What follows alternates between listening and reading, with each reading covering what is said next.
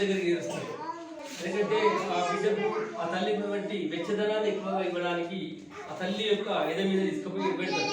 పెట్టగానే ఏంటంటే ఆ బాబు గర్భాశయంలో ఉన్నటువంటి ఆ వెచ్చదనం, ఆ ఉష్ణోగ్రత అనేది ఆ బిడ్డకు వచ్చేస్తుంది.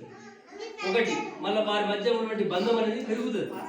అదే ఒకవేళ ఆపరేషన్ చేసిస్తే నీవు బయట లక్షణాలు ఫీవర్ షేర్ చేయదు. నువ్వు ఒక రోజు అయిపోయినా కూడా నీకు ఆ బేబీ రాదు, నీ దగ్గరికి రాదు. నువ్వు పాలించే అవకాశం కోల్పోతావు. మొదటిసారి వచ్చేటువంటి పాలు ముర్రు పాలు ఉంటాయి కదా, ఆ ముర్రు పాలు ఇచ్చే అవకాశం లేదు. ముర్రు పాలు అంటే అమృతంతో సమానం.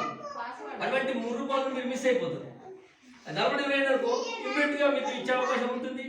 అది 1 అవర్ లోపల మీకు వెంటనే ఆ పాలు ఇచ్చే అవకాశం ఉంటుంది. కాబట్టి అవి అమృతం సమానం. అవి లేత ఆకుపచ్చ రంగులో ఉంటాయి. దాంతో ఇమ్యూనిటీ అంటే మీకు రోజు నిరోధక శక్తి ఎక్కువగా ఉంటుంది.